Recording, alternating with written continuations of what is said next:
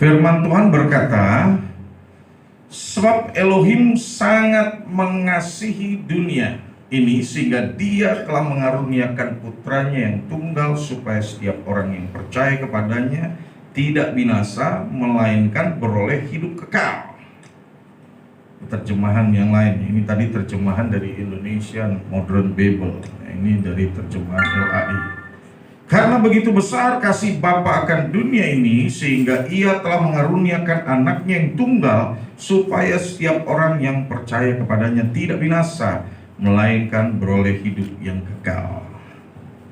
Saudara, kalau diambil ayat ini dalam kata mengasihi, ya, kalau dalam bahasa Ibrani-nya itu ahav, ya, kalau dalam bahasa Inggrisnya love, ya.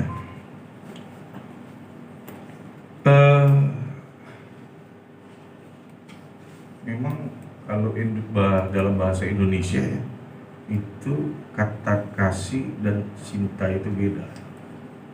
Tetapi kalau diambil dari bahasa Inggris itu kaya isinya.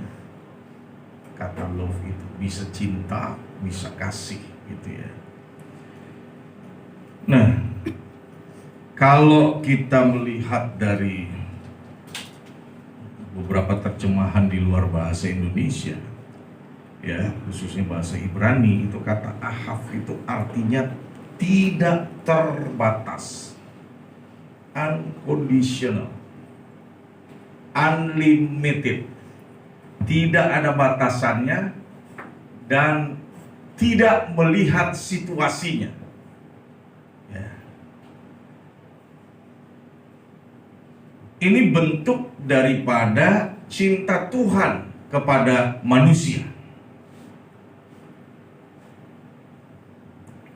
Jadi dasar dari segala sesuatu yang diciptakan oleh Tuhan di semesta alam ini atau hak olam, ya, tadi kalau kita lihat oleh karena begitu besar kasih Bapa akan dunia ini, sebenarnya itu mengambil kata lebih luas daripada sekedar dunia, hak olam, jadi alam semesta, ya, sehingga dia mengaruniakan anaknya yang tunggal supaya manusia yang percaya itu beroleh keselamatan. Nah, kita lihat di sini saudara, ketika Tuhan sekali lagi menjadikan semesta alam, dasarnya adalah cinta. Manifestasi yang terlihat dengan jelas adalah manusia. Bahwa manusia diciptakan menurut rupa dan gambar daripada Tuhan sendiri. Dan bukan hanya itu saja saudara, tetapi manusia juga diberi kepercayaan, diberi mandat, diberi otoritas atas semesta alam. Ya. Ada dua saudara mandat yang diberikan. Pertama, mandat untuk menguasai alam. Kedua, mandat untuk memelihara alam. Ya, sebenarnya ini. Tapi manusia lebih mengedepankan atau mengutamakan mandat untuk menguasai bumi. Dan sebaliknya mengabaikan mandat untuk memelihara bumi. Sehingga yang terjadi adalah disharmoni. Sesuatu yang tidak seirama, berbenturan. Kita tahu pada akibatnya apa yang terjadi? Bencana alam, sakit penyakit. Dan itu semua timbulnya atau munculnya atau diakibatkan oleh karena adanya ketidakseimbangan antara menguasai dan memelihara. Ya. Manusia memang secara rakus gitu, lebih mengutamakan menguasai, tapi tidak memikirkan tentang memelihara. Padahal Tuhan kasih dua hal ini untuk menjadi tugas dan tanggung jawab Tuhan atas manusia yang telah diciptakan menurut rupa dan gambar Dia. Saudara, kalau tadi kita tahu melalui ayat yang sudah kita baca, oleh karena cinta, oleh karena kasih, Tuhan menjadikan segala sesuatu di semesta alam ini, termasuk manusia yang ada di dalamnya. Maka kita lihat bermacam-macam wujud yang sempurna dari hasil ciptaan Tuhan. Begitu sempurna, saudara, tentang anatomi tubuh. Ya, bagaimana manusia melalui setiap organ-organ tubuh yang ada di dalam tubuh manusia itu sendiri dapat merecovery manusia ketika dia mengalami sakit penyakit. Demikian juga reproduksi, di mana manusia dapat bertumbuh, berkembang biak populasi. Maka Tuhan buat atau ciptakan laki-laki dan perempuan. Masih banyak lagi kalau kita bicara, bukan hanya manusia saja, tetapi seluruh ciptaan Tuhan begitu sempurna, saudara. Di dalam kesempurnaan cinta Tuhan ada harmonisasi. Dan cinta itulah yang menjadi dasar daripada tindakan ataupun langkah-langkah yang Tuhan buat. Demikian juga, saudara, ketika kita mau harmonisasi terjadi pada saat kita membangun keluarga, itu kita harus mendasarinya pertama dengan cinta atau kasih. Ada 4 jenis kasih di dalam kitab suci. Yang pertama, storge, itu kasih antara suami istri, anak orang tua, gitu ya. Lawan katanya astorgos, tanpa ada kasih sayang. Saya pernah menemukan keluarga yang memang kacau balau, saudara. Ya, betul-betul kacau sekali situasi rumahnya. Nggak ada tegur sapa, nggak ada ketertiban. Anak-anaknya mau pulang malam, mau tidak pulang di rumah atau ke rumah, saudara, itu nggak jadi masalah. Karena mereka tidak pernah mempedulikan satu dengan yang lain. Bahkan anak ketika lewat di hadapan orang tua, itu lewat begitu saja, saudara, seperti tidak ada manusia lain.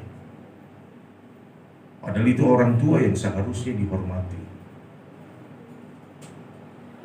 Ketika ada komunikasi juga caranya salah. Hanya ada pertengkaran dan keributan di sana.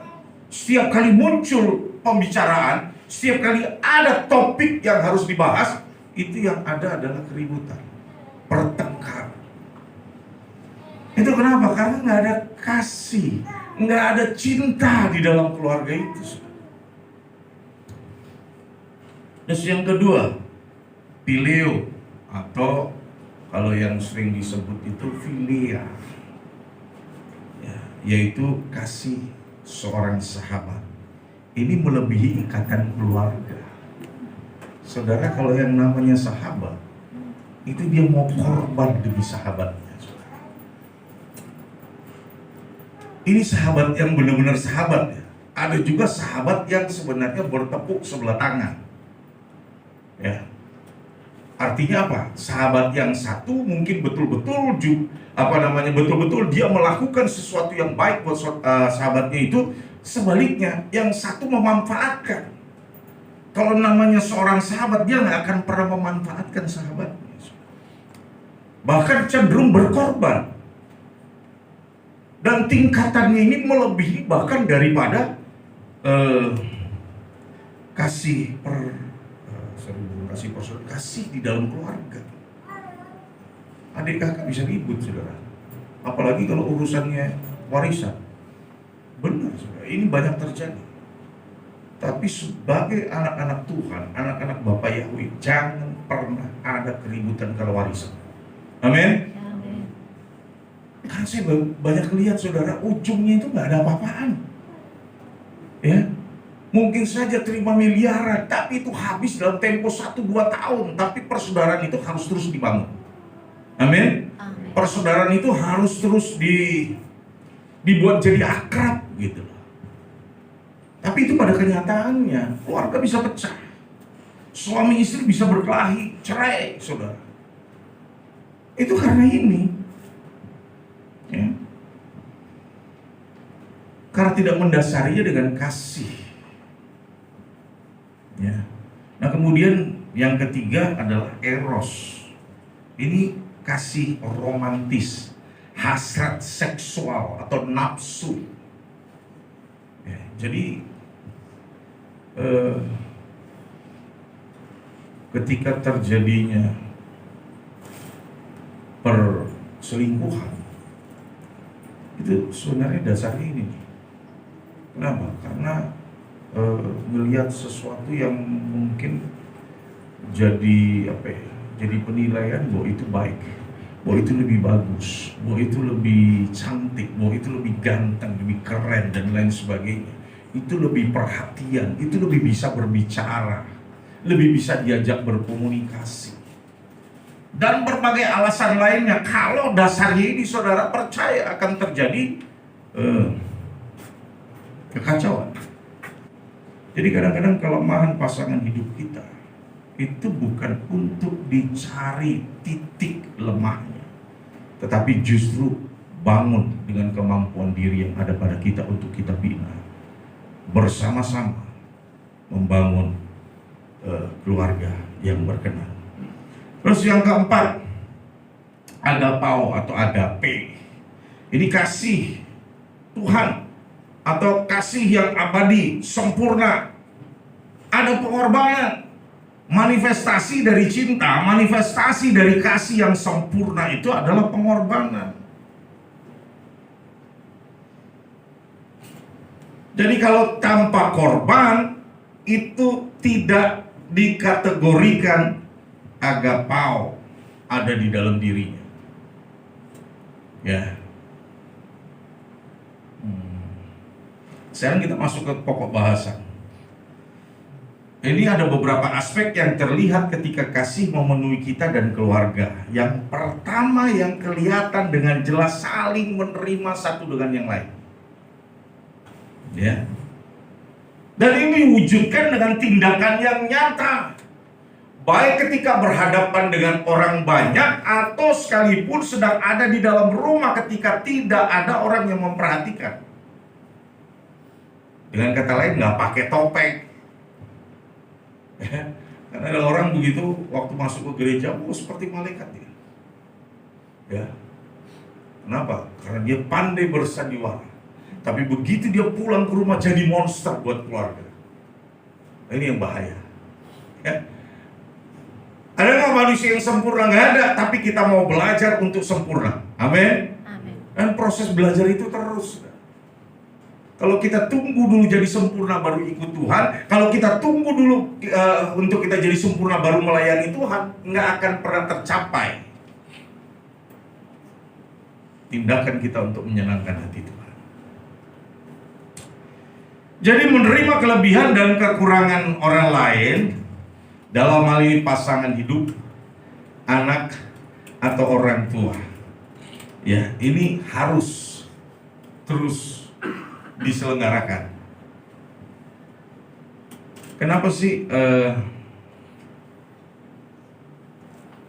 seorang anak punya pandangan yang negatif kepada orang tuanya, demikian juga sebaliknya orang tuanya selalu punya pandangan negatif terhadap anaknya, atau istri terhadap suami dan suami terhadap istri? Kenapa saudara? Karena setiap pribadi cenderung mendahulukan hak daripada kewajiban. Saya sebagai seorang anak berhak atas kasih sayang. Tapi dia nggak sadar bahwa dia punya kewajiban untuk menghormati orang tuanya. Begitu juga seorang istri menuntut suami. Oh,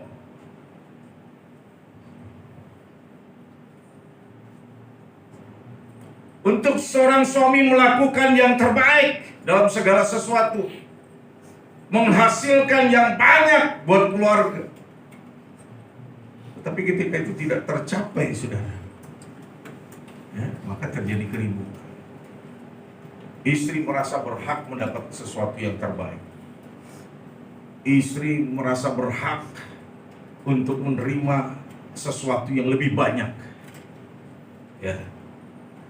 Demikian saja bisa sebaliknya, saudara. Ada tuntutan-tuntutan dari suami. Begitu pulang, makanan harus tersedia. Ya, dalam kondisi yang hangat. Wow, itu katanya. Mesti masak yang fresh, yang seger gitu. Tapi kadang-kadang seorang istri juga punya kesibukan yang lain. Bisa saja itu hari terabaikan. Asal jangan setiap hari. Kalau setiap hari terabaikan, itu bukan terabaikan, tapi diabaikan. Beda ya. Kalau terabaikan itu karena ada sesuatu yang penting dikerjakan sehingga akhirnya tidak melakukan apa yang seharusnya menjadi kewajibannya. Bisa saja ada tuntutan-tuntutan seperti itu. Ya. Keributan terjadi. Kenapa? Karena selalu menekankan hak itu lebih penting daripada kewajiban. Kalau mau menjadi keluarga yang harmonis, dasarnya cinta itu harus ada. Dan di dalam cinta itu juga mesti ada yang namanya mendahulukan kewajiban daripada hak. Ya. Dan ini diperlukan kesabaran, ya, untuk saling menghargai, menerima, dan menghormati. Yang kedua, komunikasi terbuka. Harus, kalau mau keluarga kita terbangun, ya, selain daripada dasarnya cinta tadi ya, bahwa di dalam cinta itu juga ada komunikasi yang terbuka. Saya mau kasih tahu saudara, ketika orang mulai menjauh dari Tuhan, dia menghindari ibadah-ibadah, saudara, ada sesuatu yang harus diperbaiki. Coba perhatikan saudara. Adam dan Hawa itu berdialog, berkomunikasi dengan Tuhan face to face. Sebelum dia melakukan pelanggaran. Pada saat dia telah melakukan pelanggaran, dia ada di dalam keadaan berdosa, dia bersembunyi dari Yahweh. Benar gak? Yahweh bukan gak tahu di mana Adam dan Hawa berada. Yahweh bilang, Adam, kemana kamu? Oh, saya takut mendengar suaramu karena aku telanjang.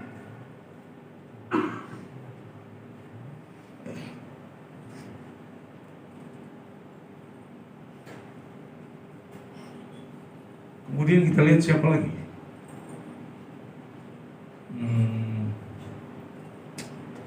Siapa yang pertama itu? Nabi Adam. Kain dan Habel. Ya, Kain dan Habel. Tadinya mereka temu Yahweh, no problem. Mereka berbicara juga dengan Yahweh, berkomunikasi juga. Tapi waktu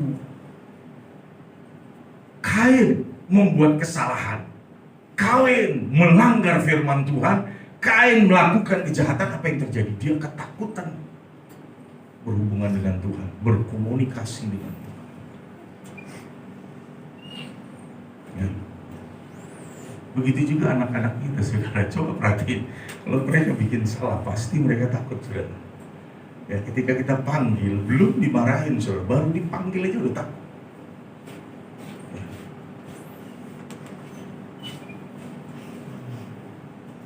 Demikian juga pasangan hidup. Hanya ada orang yang pintar nutupin kesalahan, ada yang dia nggak bisa, saudara. Itu aja beda. Ya. Tapi saya mau kasih tahu, ketakutan itu bukan dari Tuhan. Sumber daripada ketakutan itu adalah dosa. Dan dosa itu datangnya akibat tipu muslihat setan atas manusia. Benar? Tuhan tidak merancangkan. Ya. Tuhan tidak punya master plan manusia itu hidup dalam ketakutan. Maka segala sesuatu yang berbentuk ketakutan itu bukan dari Tuhan. Pasti dari setan. Amin. Karena firman Tuhan berkata bahwa Yahweh itu tidak mendatangkan roh ketakutan, tetapi Dia memberi roh keberanian dan ketertiban.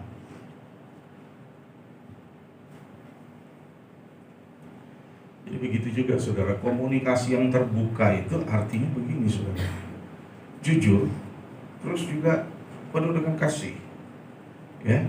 Dan ini akan membangun cinta.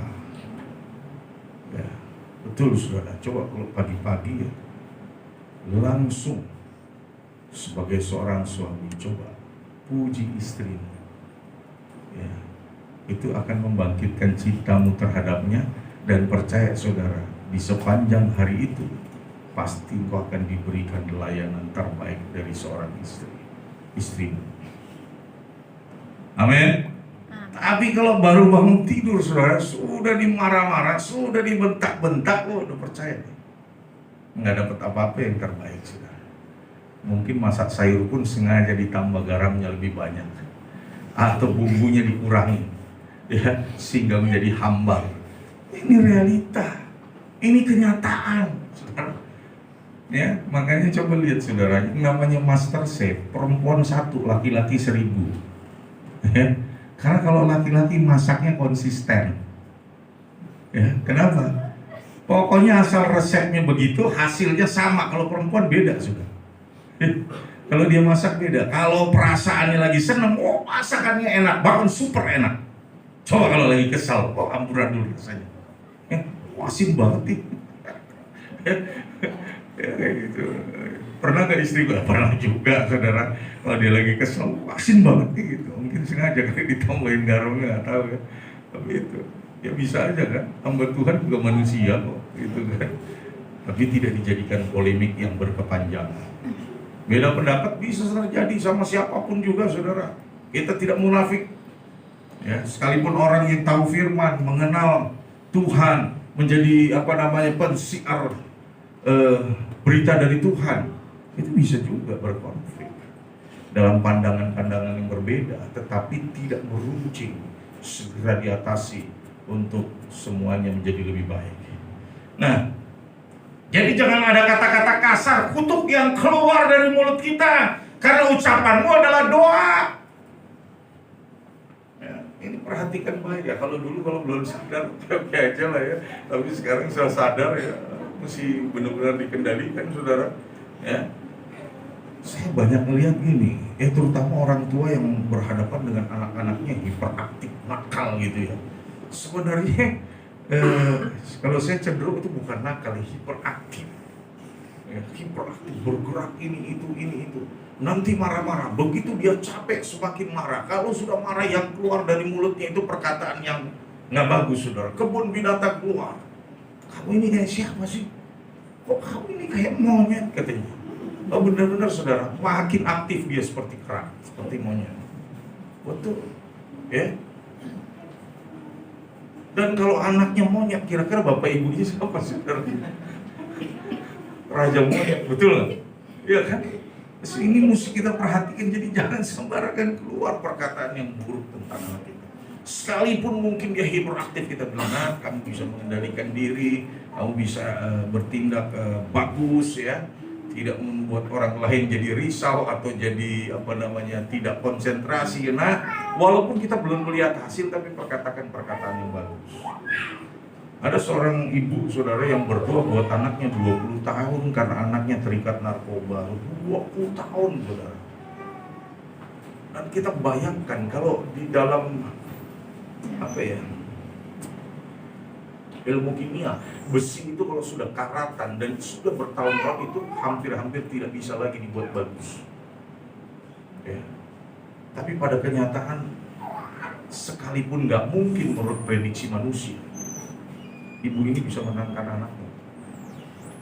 Akhirnya anaknya bertobat dan melayani Tuhan melalui tetesan air mata dalam doa, bukan perkataan kutuk yang keluar. Kalau menyusahkan nggak, sangat menyusahkan. Ya. Apapun yang ada di rumah itu habis saudara, perhiasan habis, Lemari itu kosong semua, saudara, nggak ada lagi isinya. Kenapa? Karena dijual.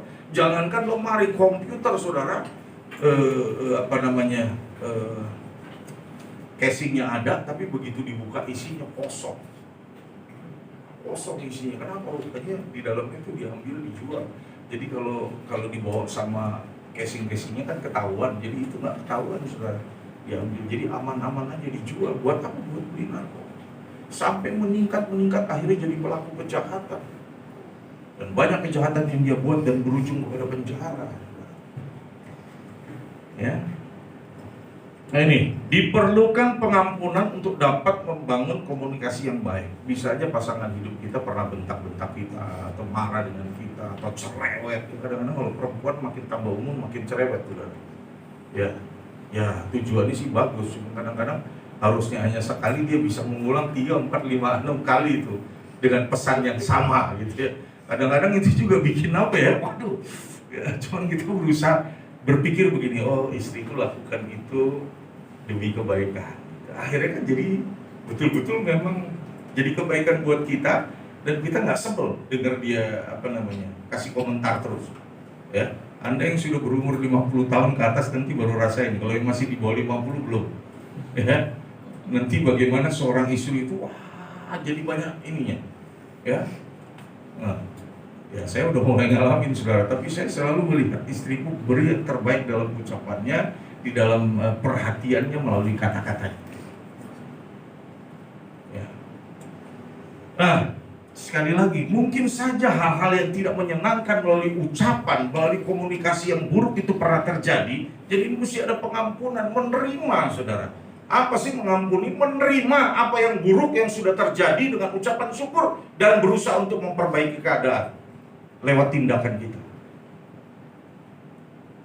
Kenapa sih persoalan problem terjadi dalam bentuk hal apapun loh, saudara? Itu karena adanya kurang komunikasi. Komunikasi tidak terbangun, komunikasi tidak berjalan dengan baik, saudara. Dan bahkan sekarang ada suami istri yang kalau bicara padahal satu rumah pakai WA. Ada nggak yang pernah? Halo, di sini ada yang pernah? Ya kan? Ada yang pernah? Ada. Biasanya yang senyum-senyum itulah ya, yang pernah pakai WA. Kenapa? Karena nggak mau bangun komunikasi. Ya. Nanti tidur pun yang satu menghadap timur, yang satu menghadap barat, saudara. Pegang handphone dan mulai berbicara melalui WA. Ini repot. Kalau ada sesuatu yang salah dan harus diperbaiki, komunikasikan. Jangan segan-segan. Tapi sekali lagi, jangan dominasi. Mau menang sendiri. Aku yang benar, kau yang salah. Itu jangan. Tapi kita cari siapapun yang benar, siapapun yang salah, kita cari. Kita rumuskan secara bersama untuk mengambil sebuah keputusan yang terbaik melalui komunikasi. Ya. Sehingga kita sebagai pribadi, kita sebagai keluarga terbangun di dalam Tuhan. Oke, yang ketiga atau yang terakhir, melakukan firman. Melakukan firman Tuhan itu menjadikan kita berhasil dan berbahagia. Firman Tuhan bilang atau berkata, berbahagialah orang yang mendengar dan melakukan firman. Jadi nggak cukup hanya mendengar, harus melakukan firman.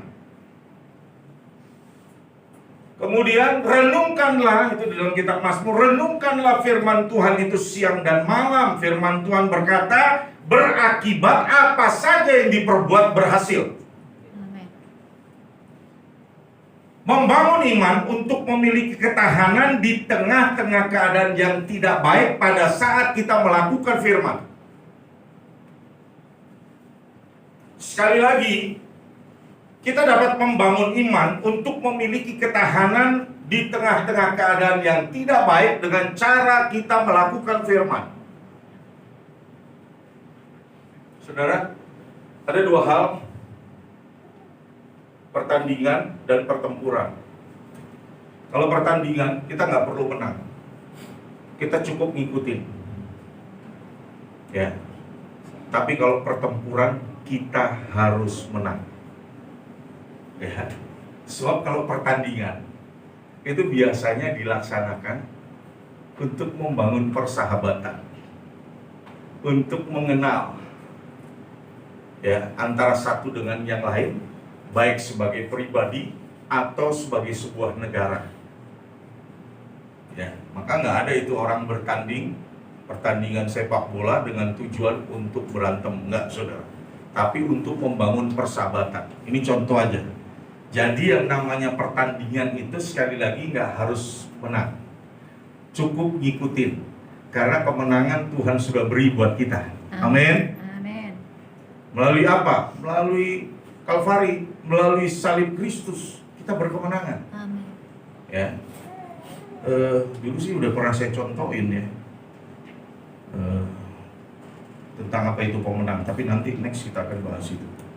Nah, tetapi untuk peperangan ini bicara tentang mati hidup. Dan kita berhadapan dengan lawan. Apa itu lawan kita? Tantangan. Apa itu lawan kita? Problem. Apa itu lawan kita? Masalah. Kita harus menang. Kita harus mampu menghadapi itu dan bahkan menang atas tantangan, problem, masalah.